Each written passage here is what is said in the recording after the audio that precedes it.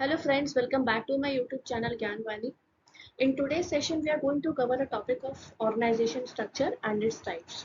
So let's start the session. An organization structure is a framework that determines how an organization is organized, including the arrangement of roles, responsibilities and tasks.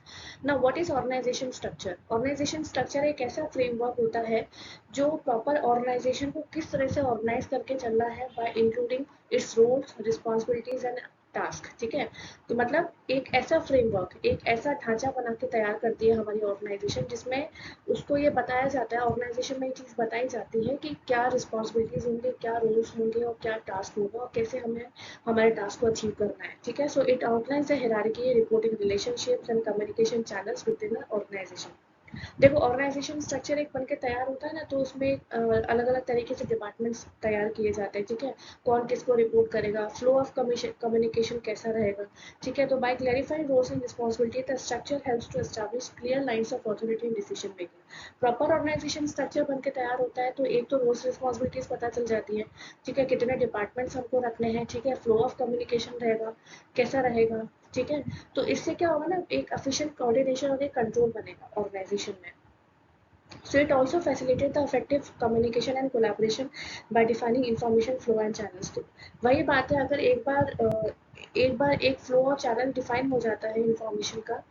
ठीक है, तो उससे क्या होता है कि एक इफेक्टिव कम्युनिकेशन फैसिलिटेट होता है। ठीक है, कोलैबोरेशन बढ़ता है। तो ऑर्गेनाइजेशन स्ट्रक्चर जैसे अपन लोग एक घर तैयार करके रखते हैं ना, घर बनाने से पहले उस घर का नक्शा बनाते हैं, उसी तरीके से एक ऑर्गेनाइजेशन स्ट्रक्चर फ्रेम किया जाता है, जिसमें रिस्पेक्टिव डिपार्टमेंट्स होते हैं, कौन किस डिपार्टमेंट के अंडर में काम करेगा, किसकी क्या रोल्स एंड रिस्पॉन्सिबिलिटीज रहेगी, ये सारी चीजें एक ऑर्गेनाइजेशन स्ट्रक्चर में डिफाइन की जाती है। तो उसके कुछ टाइप्स हैं ऑर्गेनाइजेशन स्ट्रक्चर के।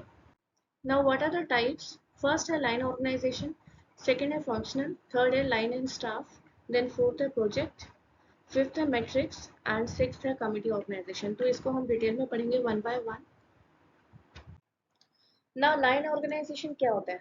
Line organization, also known as scalar or military organization, is the simplest and oldest form of organization structure। ठीक है, line organization क्या है? एक simple एक oldest form है organization structure का। इसमें it is characterized by clear and direct chain of command। इसमें क्या होता है? डायरेक्ट चेन ऑफ कमांड होती है, प्रोडक्शन मैनेजर, फोरमैन, वर्कमैन। ठीक है, where authority flows vertically from top to bottom. इसमें अथॉरिटी क्या फ्लोज हो रही है? From top to bottom. And each employee has a single supervisor to whom they report. हर एक एम्प्लॉय का एक सिंगल सुपरवाइजर होता है जिसको वो रिपोर्ट करेगा।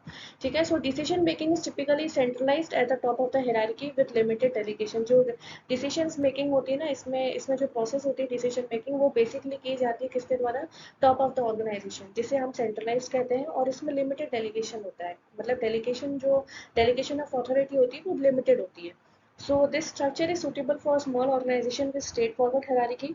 ये बेसिकली देखो हर एक ऑर्गेनाइजेशन में यूज तो होता है, लेकिन सुटेबल किसके लिए रहता है? जो स्मॉल ऑर्गेनाइजेशन होती हैं। ठीक है, जिसमें डायरेक्टली चेन ऑफ कमांड है, डायरेक्टली फ्लो है कम्युनिकेशन का। ठीक है, with effective decision making and no staff specialist are available in line organization. देखो, लाइन एंड स्टाफ अलग है और लाइन अलग है। तो लाइन ऑर्गेनाइजेशन में स्टाफ स्पेशलिस्ट नहीं होते हैं। ठीक है, इसमें क्या होता है, एडवाइस देने के लिए या गाइडेंस देने के लिए स्टाफ स्पेशलिस्ट नहीं होते हैं। ठीक है, और इसमें जितने भी रिस्पेक्टिव डिपार्टमेंट्स हैं, जितने लोग हैं, सब अपने इंडिपेंडेंट लेवल पे ही काम करते हैं, सेम लेवल पे ही काम करते हैं। तो ये तो था लाइन ऑर्गेनाइजेशन का स्ट्रक्चर।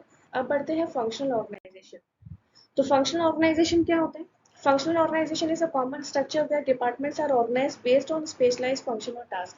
ये एक ऐसा स्ट्रक्चर होता है जहाँ पे डिपार्टमेंट उनके फंक्शन के हिसाब से बेस्ड होता है। ठीक है, उनके टास्क के हिसाब से बनाया जाता है। अलग अलग रिस्पेक्टिव फंक्शंस होते हैं, अलग अलग डिपार्टमेंट्स होते हैं। जैसा कि आप लोग इस स्ट्रक्चर में देख रहे हो, जैसे R&D मैनेजर है, फाइनेंस मैनेजर, ये क्या है? अलग अलग डिपार्टमेंट से अलग अलग इनके फंक्शंस है। ये मार्केटिंग मैनेजर, डिवीजन प्रोडक्ट है, इसके अंडर में भी लोग काम कर रहे हैं। ठीक है, R&D मैनेजर के अंडर में कौन है? डिजाइन, डेवलपमेंट एंड टेस्टिंग है। ठीक है, फाइनेंस मैनेजर है, ठीक है, फाइनेंस डिपार्टमेंट है, तो उसके अंडर में कौन है? Accounting, purchasing, finance. ठीक है, मार्केटिंग मैनेजर है, इनके अंडर में कौन है, sales, customer service. Division product के अंदर में कौन है, line supervisor, production team and distribution. So for example there might be separate departments for marketing, finance, operation, human resource and so on, यानी कि सेपरेट सेपरेट डिपार्टमेंट्स होते हैं, respective departments होते हैं, अलग अलग फंक्शंस होते हैं इनके, ठीक है, जिसे हम फंक्शनल डिपार्टमेंट कहते हैं। So each department is headed by functional manager who has expertise in that particular area. तो जितने भी ये डिपार्टमेंट्स हैं, अकाउंटिंग, परचेसिंग, ये सब किसके द्वारा हैंडल किए जाते हैं, फंक्शनल मैनेजर। ये सब कौन है, फंक्शनल मैनेजर है, क्योंकि अलग अलग फंक्शंस बने हुए हैं, फंक्शनल डिपार्टमेंट है, तो इनके अपने अलग अलग मैनेजर्स हैं। So it also enables clear path with in each function. तो हर एक फंक्शन के हिसाब से जो एम्प्लॉयज है वो कोऑर्डिनेट करते हैं, जिससे क्लियर पाथ समझ में आता है, फ्लो ऑफ कम्युनिकेशन बेटर होता है, ठीक है। नाउ नेक्स्ट है line and staff. So in a line and staff organization structure, line positions focus on more core operations, while staff position provide specialized support and guidance. देखो line कौन होते हैं, जो मेन कोर काम करते हैं, ठीक है, कोर ऑपरेशंस में इन्वॉल्व होते हैं, ठीक है, और स्टाफ कौन होता है, जो उसको गाइडेंस देता है, लाइन मैनेजर्स को, ठीक है, सपोर्ट करते हैं, ठीक है। So staff roles like human resource और legal offer expertise and advice to line managers. जितने भी लाइन मैनेजर्स होते हैं ना, उनको कौन गाइडेंस प्रोवाइड करता है, कौन एडवाइस देता है, जो जिसे हम एडवाइजरी बोलते हैं, जैसे रिस्पेक्टिव अपने डिपार्टमेंट्स होते हैं, डिपार्टमेंट में जो लोग काम कर रहे हैं, ठीक है, मैनेजर्स काम कर रहे हैं, अगर वो लाइन मैनेजर्स है तो उनको अगर कोई डिसीजन लेना हो या एडवाइस लेनी हो या गाइडेंस लेना हो तो वो किससे लेंगे, स्टाफ से लेंगे, अपने स्टाफ स्पेशलिस्ट से लेंगे, ठीक है, जो पर्टिकुलर रिस्पेक्टिव एरिया में उन्हें गाइडेंस प्रोवाइड करेंगे, उन्हें एडवाइस देंगे। तो इन्हें कहते हैं स्टाफ स्पेशलिस्ट, जो बेसिकली रखे जाते हैं किसके लिए, एडवाइस देने के लिए, गाइडेंस देने के लिए, सपोर्ट करने के लिए। So this structure balance operation responsibility with specialize support, enabling better decision making and problem solving, ठीक है। तो वहीं कोई भी डिसीजन मेकिंग लेना या कोई भी प्रॉब्लम सॉल्व करना हो, ठीक है, इरिस्पेक्टिव ऑफ देयर ऑर्गेनाइजेशन, कोई भी इश्यूज आ रहे हैं, तो उसके लिए स्टाफ स्पेशलिस्ट हायर किए जाते हैं। So specialized in such organization have advisory nature as they do not have power of command over subordinates in other departments. देखो अदर डिपार्टमेंट्स में क्या होता है, पावर ऑफ कमांड होती है, लेकिन इनके पास कोई पावर ऑफ कमांड नहीं होती है, बेसिकली रखे किससे जाते हैं, सिर्फ एडवाइस देने के लिए, इसलिए कहते हैं लाइन एंड स्टाफ, ठीक है। तो लाइन मैनेजर्स होते हैं, उनको स्पेशली जब एडवाइस की जरूरत पड़ती है, मतलब कोई गाइडेंस या डिसीजन मेकिंग में कुछ सपोर्ट चाहिए होता है, तो उसके लिए स्टाफ स्पेशलिस्ट को हायर किया जाता है। ना है प्रोजेक्ट ऑर्गेनाइजेशन। प्रोजेक्ट में क्या होता है, project organization is a temporary structure form specifically for a particular project और इनिशिएटिव। ये क्या है, ये टेम्पररी है, ये ऑर्गेनाइजेशन तब बनती है, जब ये स्ट्रक्चर तब फ्रेम किया जाता है उस टाइम पे, जब किसी पर्टिकुलर प्रोजेक्ट की रिक्वायरमेंट होती है, ठीक है, या कोई प्रोजेक्ट आता है ऑर्गेनाइजेशन में, या पर्टिकुलर कुछ टाइम पीरियड के लिए, 6 मंथ्स के लिए, 3 मंथ्स के लिए, तो उस केस में यह स्ट्रक्चर तैयार किया जाता है। So it is characterized by project team that is assembled to achieve specific goals with a defined time frame. जब किसी पर्टिकुलर टाइम फ्रेम में ऑर्गेनाइजेशन को अपने गोल्स को अचीव करना होता है, उस प्रोजेक्ट को कंप्लीट करना होता है, तो उस केस में इस प्रोजेक्ट स्ट्रक्चर को बनाया जाता है। The project team is led by a project manager who has authority over team members and resource, and this structure allows for a dedicated and focused approach to project management with team members working together to accomplish project objectives. क्या होता है इसमें, जो project team होती है वो guided किसके द्वारा की जाती है, प्रोजेक्ट मैनेजर के द्वारा। तो जो प्रोजेक्ट मैनेजर कौन है, ऑथोरिटी है ना, जिसके पास जिसको अपनी टीम को हैंडल करना है, जिसे, ठीक है, एक पर्टिकुलर प्रोजेक्ट आया, ठीक है, उस प्रोजेक्ट को कौन हैंडल कर रहा है, प्रोजेक्ट मैनेजर। तो उसके अंडर में कितने लोग काम कर रहे हैं, 8, 10, 12, 15, तो उसके कौन है, वो लोग टीम मेंबर्स हो गए, ठीक है। तो जैसे कि ये मैनेजिंग डायरेक्टर है, ठीक है, इसके ये दो इनके अंडर में कौन है, manager project division 1 and division 2। अब ये प्रोजेक्ट मैनेजर है, ये प्रोजेक्ट मैनेजर 2 है, तो इसके अंडर में भी इतने लोग हैं, इंजीनियर, R&D, अकाउंट्स, और इनके अंडर में भी इतने लोग हैं, ठीक है। तो जब कोई पर्टिकुलर ऑर्गेनाइजेशन में किसी लिमिटेड टाइम के लिए कोई प्रोजेक्ट आता है या उसको कंप्लीट करना होता है, उस केस में प्रोजेक्ट स्ट्रक्चर तैयार किया जाता है, जिसको हैंडल करता है प्रोजेक्ट मैनेजर। उसके पास अथॉरिटी रहती है कि वो अपने अंडर में जितने भी एम्प्लॉयज हैं उनको कंट्रोल कर सके, ठीक है। तो it facilitated effective coordination, communication and collaboration within the project team. Once a project is completed, a team is disbanded. ठीक है, तो जब टीम प्रोजेक्ट कंप्लीट हो जाता है तो उसके बाद स्ट्रक्चर की कोई जरूरत नहीं होती। So project organization is particularly useful when organization need to manage complex time limited project that require cross functional collaboration and dedicated team focus. ये क्या है, एक पर्टिकुलर टीम टाइम पीरियड के लिए आता है, जब प्रोजेक्ट कोई कॉम्प्लेक्स होता है या कुछ मतलब एक टाइम बॉन्ड में किसी ऑर्गेनाइजेशन को उस प्रोजेक्ट को कंप्लीट करना होता है, तो उस केस में ये प्रोजेक्ट ऑर्गेनाइजेशन प्रोजेक्ट स्ट्रक्चर तैयार किया जाता है।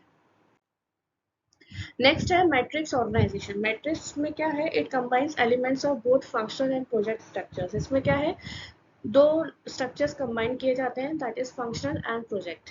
So it involves dual reporting lines where employees have a both functional manager and project manager. Employees के पास दोनों होते हैं, फंक्शनल मैनेजर भी होता है, ठीक है, जो अपने अंडर में जितने एम्प्लॉयज है फंक्शनल मैनेजर को वो उनको डील करता है, प्रोजेक्ट मैनेजर के अंडर में जितने लोग हैं वो उनको डील करता है। The functional manager overseas employees functional responsibility while the project manager involve in specific project. जो फंक्शनल मैनेजर होता है उसके पास जितनी रिस्पॉन्सिबिलिटीज होती है उसके फंक्शनल डिपार्टमेंट की होती है, जो प्रोजेक्ट मैनेजर होते हैं उसके पास रिस्पॉन्सिबिलिटी होती है उस पर्टिकुलर प्रोजेक्ट की। So this structure allows for flexible resource allocation as employees can be assigned to different project based on their skills and availability। तो ये structure allow करता है flexible resource allocation का, क्योंकि इसमें employees जो assign किए जाते हैं वो different projects के basis पे किए जाते हैं as per their skills। So it also promote effective sharing of expertise and knowledge and across projects and functional areas। देखो दो areas का structure जब combine बनाया जाता है ना तो इससे एक flexibility भी आती है, ठीक है, अपने जो respective employees है वो भी अपने अपने ideas और को generate करते हैं, share करते हैं, ठीक है, एक effective sharing होती है, ठीक है। So communication is typically multi-directional। Communication जो होता है मल्टी डायरेक्शनल होता है, ठीक है, प्रोजेक्ट वाले भी अपने अपने जो व्यूज हैं उनको प्रेजेंट करेंगे और फंक्शन वाले भी जो अपने अपने व्यूज हैं उनको प्रेजेंट करेंगे, जो जिस एरिया में एक्सपर्ट है, जो स्किल्स में एक्सपर्ट है वो उसको प्रेजेंट करेगा। So as employees interact with both their functional and project managers. Next है कमिटी ऑर्गेनाइजेशन। कमिटी क्या होती है, so the committee organization structure distribute decision making and authority across committee और ग्रुप्स। ठीक है, ये क्या डिस्ट्रीब्यूट करती है, decision making and authority across committee और ग्रुप, यानी कि एक ग्रुप बना देना, एक कमिटी बना देना रिस्पेक्टिव डिपार्टमेंट्स की। जैसे ये बनी है फाइनेंस कमेटी है, एग्जीक्यूटिव है, परचेज कमेटी है, इसके अंदर में कौन है, production, marketing, finance and personal. So these committees are formed to address specific areas or functions within the organization। ये कमिटी क्यों बनाई जाती है, एक स्पेसिफिक एरियाज और फंक्शन को एड्रेस करने के लिए, उसको उसके इश्यूज को एड्रेस करने के लिए।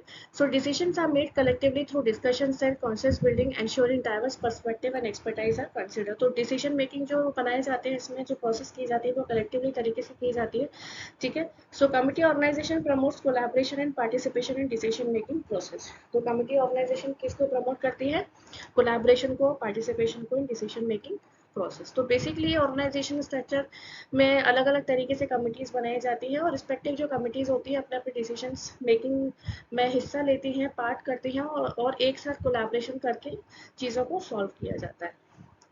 तो ये तो था ऑर्गेनाइजेशन स्ट्रक्चर के टाइप्स, और हमने इस वीडियो में कवर करा ऑर्गेनाइजेशन स्ट्रक्चर क्या होता है, उसके कितने टाइप्स होते हैं और किन किन तरीकों से वो ऑर्गेनाइजेशन स्ट्रक्चर डिफाइन किया जाता है और कैसे काम किया जाता है।